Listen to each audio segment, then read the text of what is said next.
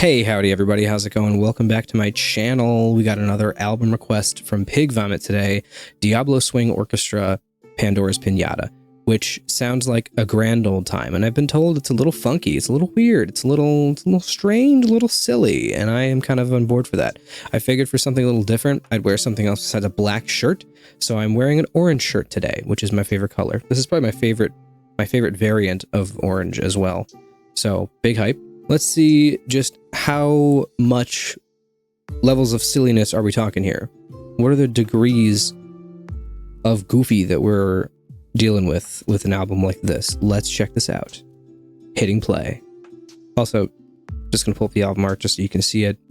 Kind of plain, but I like the style. It kind of reminds me of like, I don't know, like casino vibes or something.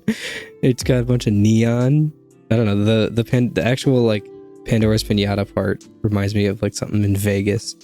But I'm expecting full on like jazz stuff because there's some weird, like if you scroll down here and you look at like their description. Oh geez, get out of here. Accidentally clicked. A Swedish avant-garde metal ensemble with a penchant for pairing elements of jazz, swing, classical, and progressive rock with Marshall. You can't see this.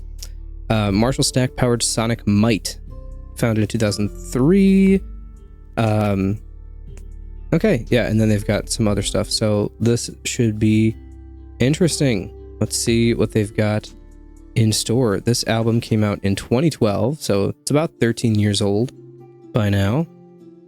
Let's check it out, see what we got.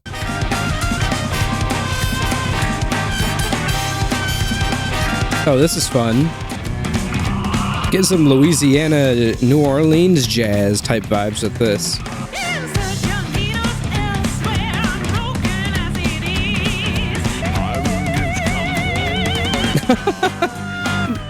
Why is this so funny?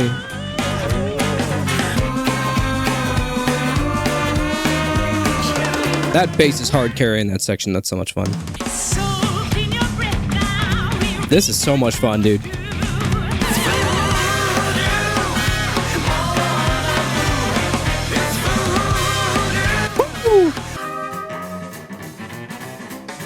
Ooh, some cello?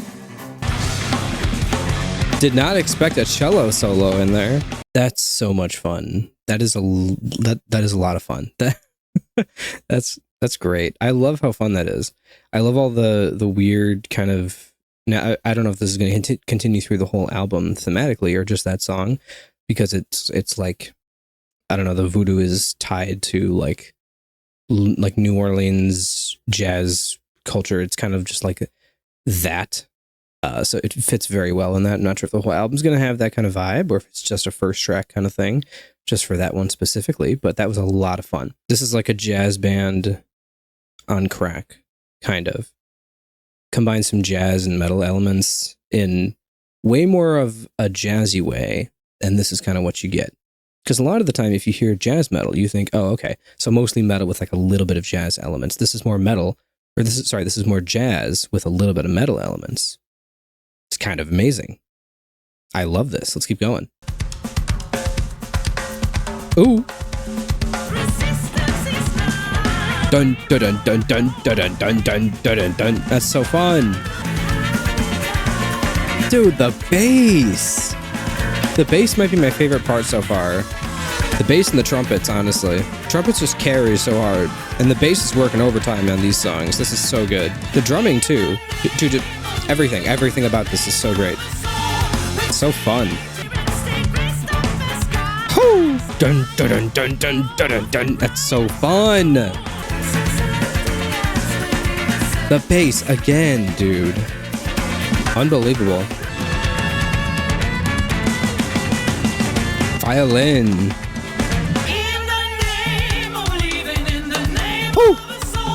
Wow, so much fun. I'm trying to see like who's doing vocals, if it's multiple people or if it's one person layered or whatever. So there's some guys on backing vocals. There's like a guy on lead vocals, Daniel Håkansson, on lead vocals and guitar. And then there's let's see. For this album, it was Anne-Louise Lögland And I guess she was on lead vocals, and I think it's just her voice layered because I don't see any other female vocalists in the band. Interesting. Yeah, dude, like I said, the bass I think is my favorite part, followed closely by the trumpets.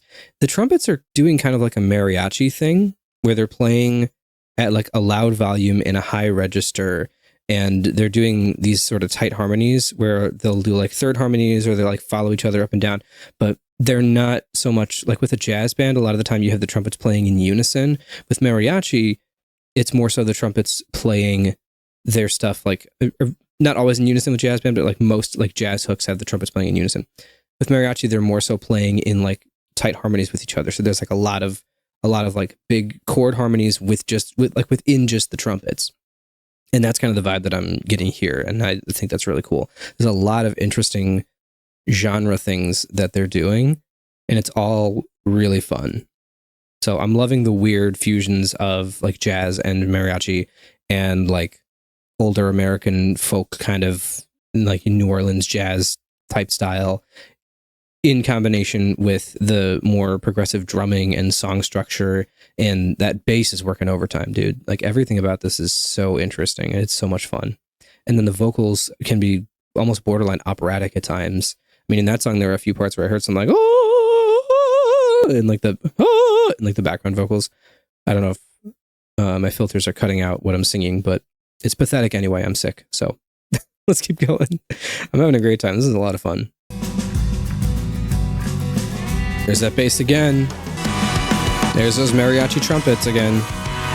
Also, really cool mixing thing. There's some trumpets in the right ear and some in the left ear, and they're kind of like getting you from a surround sound kind of angle. And something about this track is reminding me of the Deer Hunter.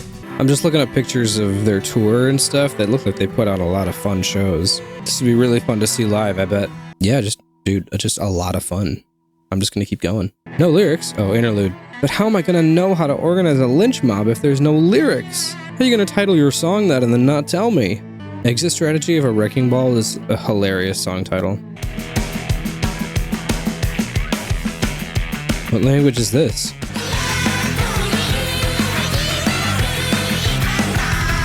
This is borderline ska, almost.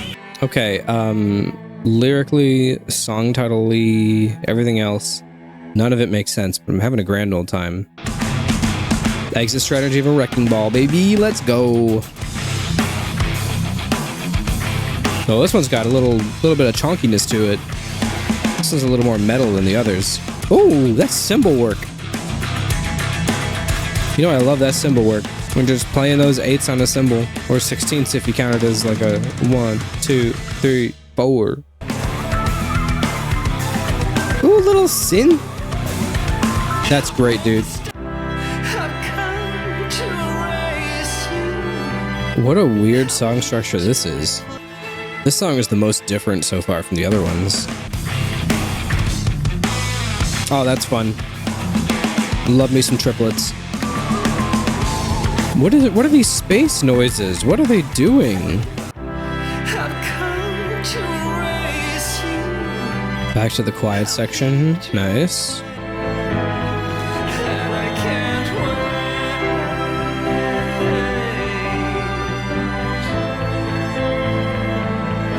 It's a nice little middle quiet section. Oh, that bass!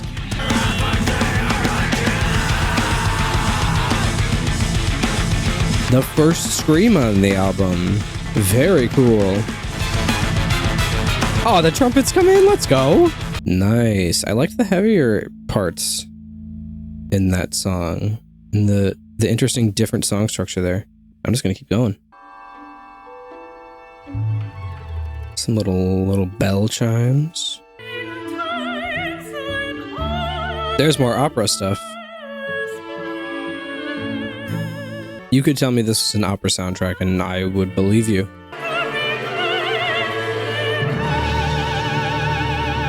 Woo! Sing it. As an opera fan and an opera singer myself, this goes so hard. I adore this. Ooh. Ooh. This is so weird. I love it. It's so cinematic too. They're not kidding about the orchestra part in their name. Man, she's got a voice. I think this is my favorite song so far. Oh yeah, very weird. That one was way more kind of like weird and experimental in such a strange way. And like all these songs have been weird and experimental, but that one even more so. Bringing in some of the operatic elements and some of that like a Colombian type beat with the drums, and then like a Middle Eastern or something, some kind of like Egyptian melody with those strings there at the end. That's so weird. This is so cool. Let's keep going. Is that a sitar? Man, they're bringing in this Indian influence here with this one. They're just pulling from like every genre ever in this album. Oh, let's go. Hyping it up with the bass. Oh, they're building it so well. Oh.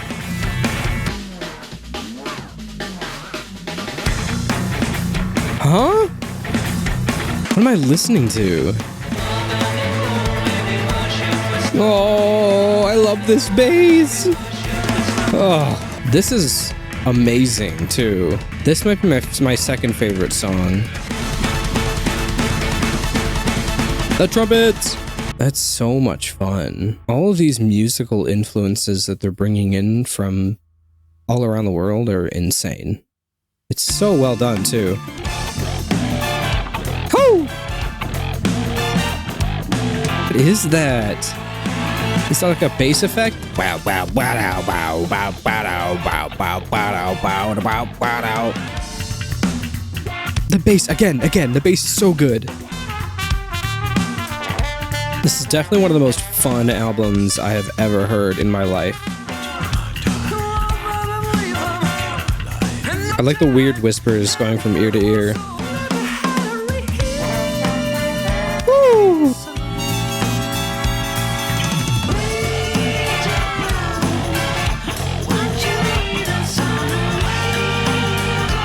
That cymbal on the offbeats is so fun. Just adds a perfect level of little spice to the song. On our way down, we are on our way down. Okay, I actually think that might be my favorite song. This whole album, like it's hit after hit every single time. Wow, what do you mean? What do you mean one more release? What are they talking about? What is it? What is this? What am I looking at? What? Is this a different version of this? Why are there two versions of this album? One with the little tilde. So this is Pandora's Pinata, and the other one is Pandora's Pinata. So you put a little tilde over the end to make the enya, and then here you don't have the, what? What? Let me do a little investigation. Hold up. It's the same album. It's the exact same album. Why is that? What? I'm so confused. Why are there two versions of this? I like this album art much more. I like that it keeps the same logo and stuff, but instead of just being boring, you got like this fun snake with a piñata. Okay, well, if they're the exact same, I'm going to listen to this version because I like the art better. Let's keep going. Let's listen to the last two tracks here.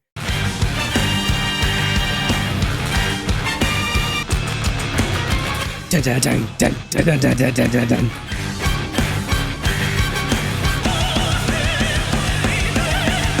Opera metal, let's go!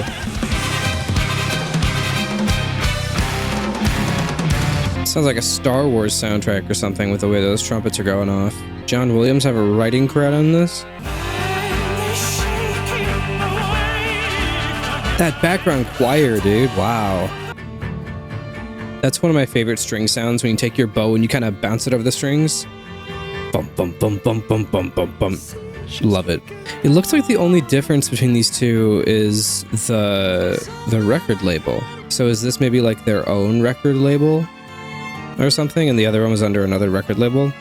That's the only thing that would make sense to me as to why they're two different versions of this album. It was bothering me that the colors weren't matching. I had matched up the keyboard color to like the text for Diablo Swing Orchestra, but in this new one, it just feels better to have the color of my keyboard be green, you know?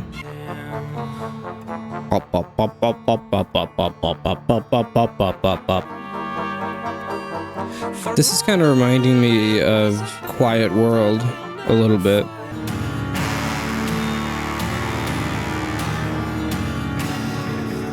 It's jumping left to right. W cello, let's go. Are we building to something here? This is creepy.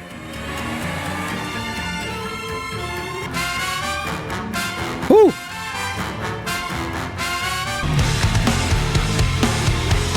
Oh, nice. Treble overload.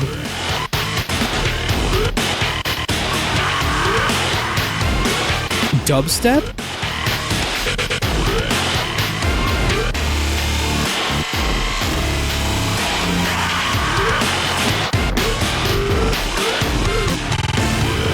Definitely the weirdest album I've heard on this channel.